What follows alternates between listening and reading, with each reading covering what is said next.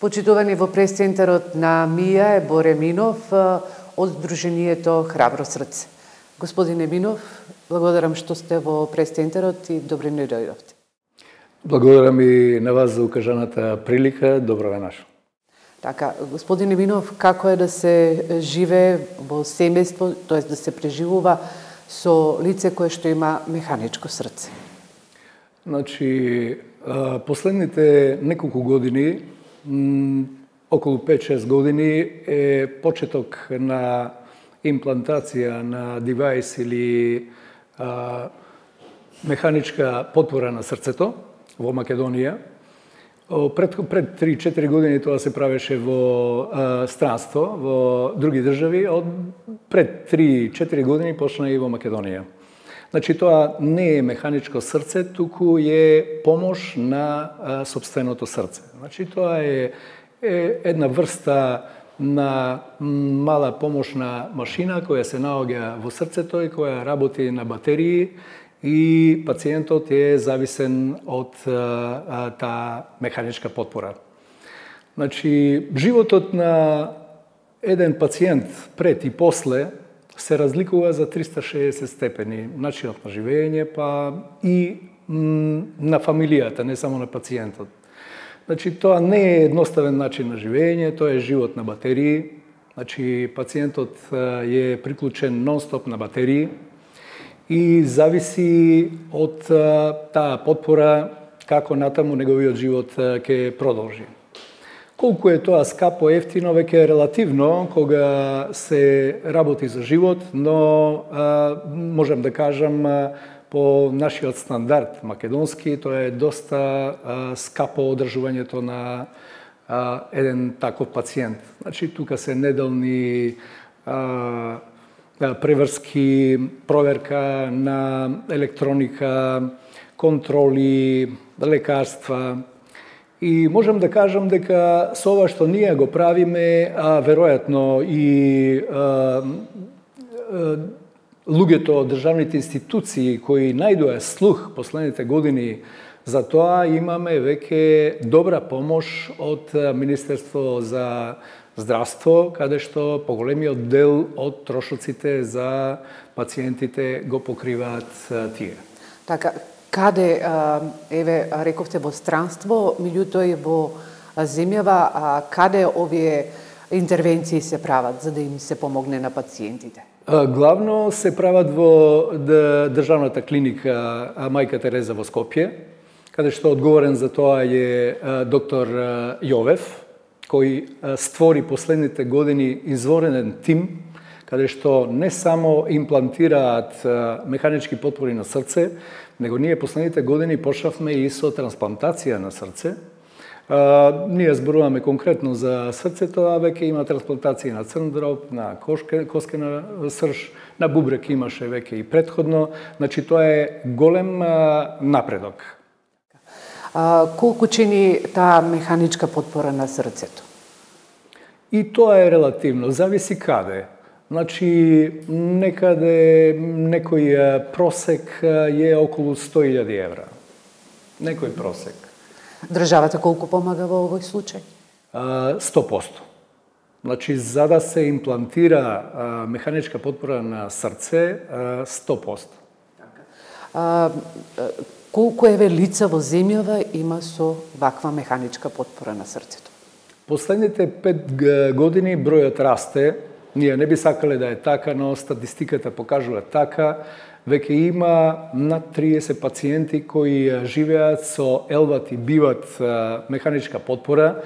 Да објаснам што е тоа. Значи, елват е со една пумпа, каде што едната комора од срцето се помага за да пациентот функционира, а биват е каде што и двете комори мора да се потпрат со механичката потпора и тие носат две пумпи.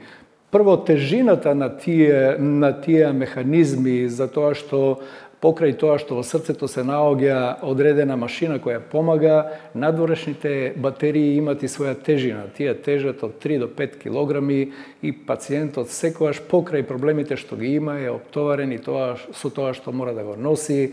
Па тука се проблемите со капење, со движење, со многу работи. Така, дали овие лица можат да работат? Да бидат дел од некој работен процес? Некои од нив да, некои од нив не. Зависи кој во кој процес е на оправување. Многу од нив функционираат, можем да кажам, равно со останатите, ајде да речам, нормални, затоа што и овие луѓе се потполно нормални. Значи, тие имаат некој проблем, но функционираат како што треба. Но има пациенти кои не можат да функционираат ни дома, имаат голема тежина, а па не и да работат. Меѓутоа, ова е привремено решение, трајно решение е трансплантација на срце. Има ли Македонија регистер за трансплантација, односно на колку пациенти им е потребно во моментов срце? Постојат две опции. Последната опција се разгледува последните години. Значи, постои опција да сопственото срце се подобри и да таа помошна механичка пумпа се експлантира, се извади еден ден кога срцето ќе се покаже дека е доволно заздравено. Но многу мал процент е моментално тоа колку пациенти од имплантираните се оправуваат. Втората опција е трансплантацијата. За некој е единствено решение. Значи, постои регистар, тоа е работа на државниот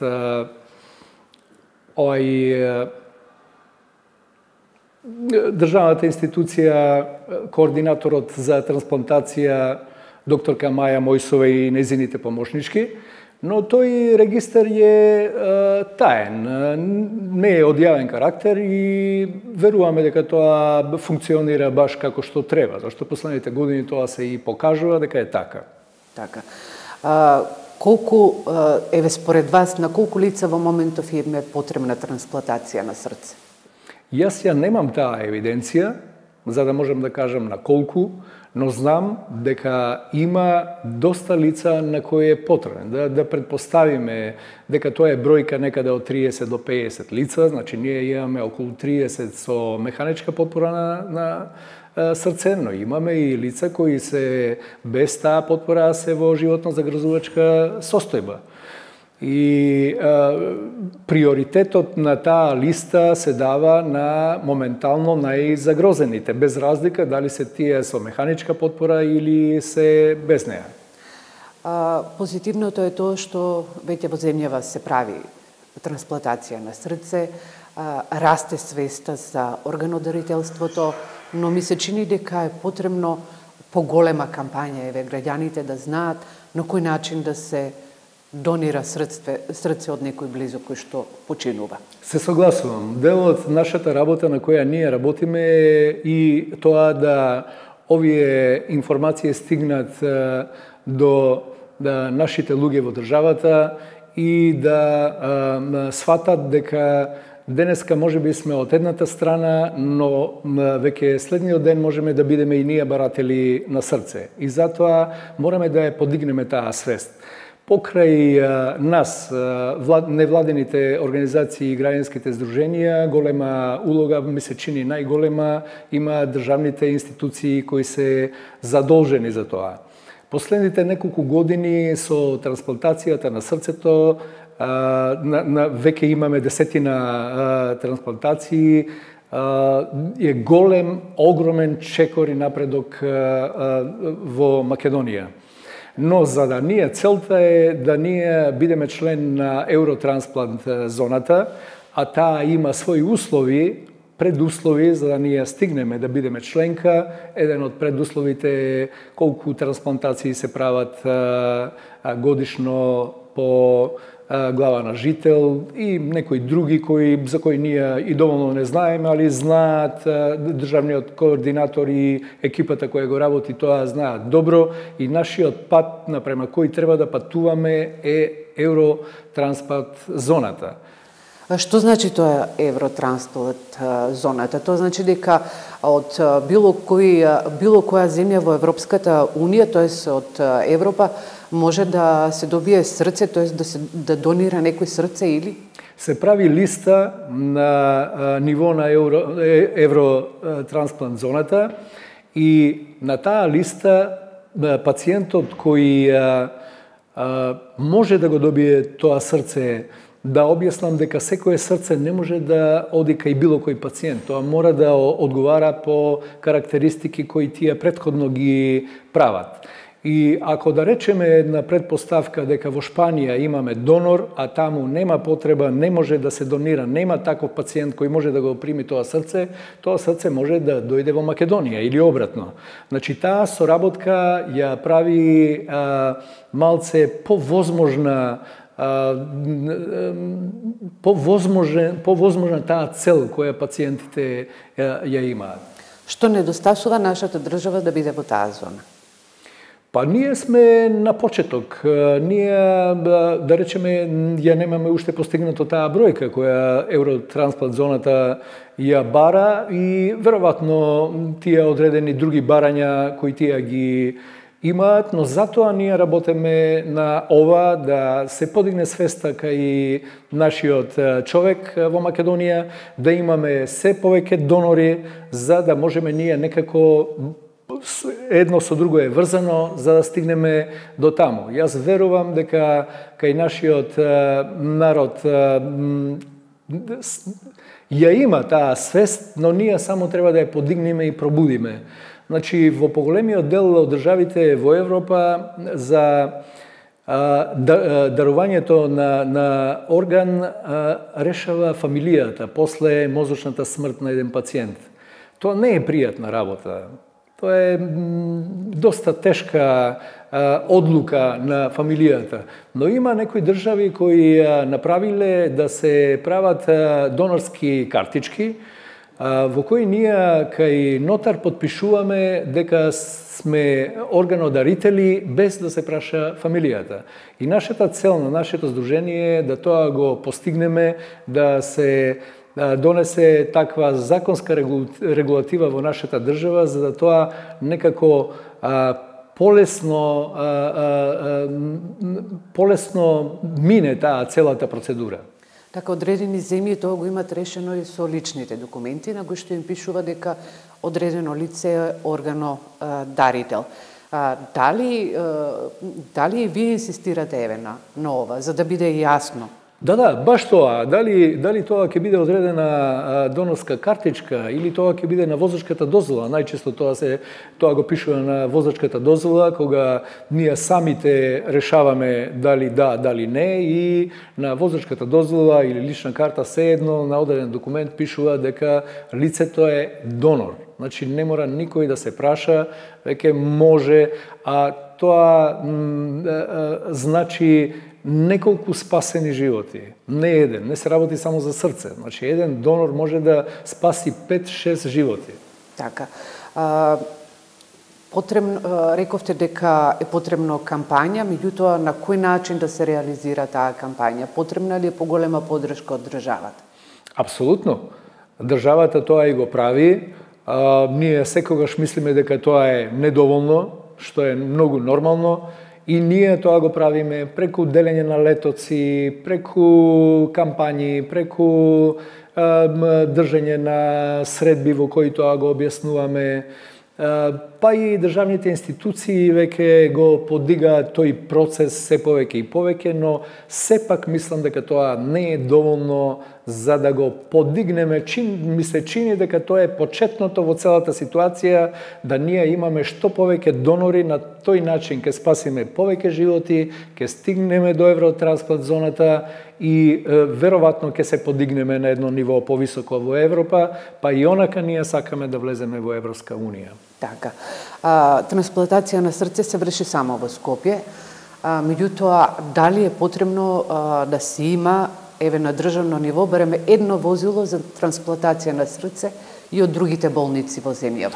И околу тоа разговараме. Значи, можеби возило не е доволно.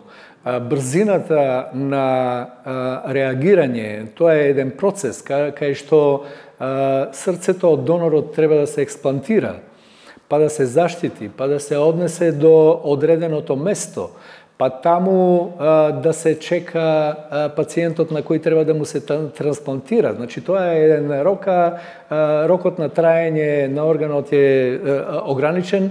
Значи, ние сме со барање да се дозволи Еве, мислиме дека најдобро ќе биде еден хеликоптер кој е доволно брз за да може на целата територија на Македонија доволно брзо да стигне од нашата армија или од управата за внатрешни работи.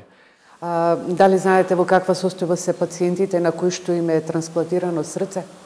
До сега сите се у задоволителна состојба. Некој подобро, некој малце полошо, но нема ни еден во критична состојба. И тоа е за пофалба, значи работата која тимот на доктор Јовев ја прави и останатите со координаторот докторка Маја Мојсова, одлично ја сработија работата овие претходни години. Јас се надевам дека така ќе продолжат и дека тој тим се повеќе и повеќе ќе се остручува, ќе прави уште подобри хумани дела. Така. Господине Минов, еве и за крај да ни дадете една порака до гледачите, тоест до читателите на МИА, што треба еве за да се помогне на овие луѓе кои што имаат проблеми со срцето, и дали се намалува онаа старосна граница според вас, односно се повеќе на младите, дали им е потребно вакви операции, вакви интервенции? Јас, пошто тоа сум го гледал и надвор од земјата што се случува, значи веќе имаме и бебиња со механичка потпора на срце. И јас ќе препорачам да овие пациенти, останатите луѓе ги гледаат као рамни на себе, затоа што е и така, а од друга страна, да колку и тоа да делува нелагодно, да сите ние сватиме дека прво еден од најхуманите гестови на човекот е да донира орган и дека никогаш не знаеме од која страна ќе бидеме утре. Така, дали се поместува границата кон младите?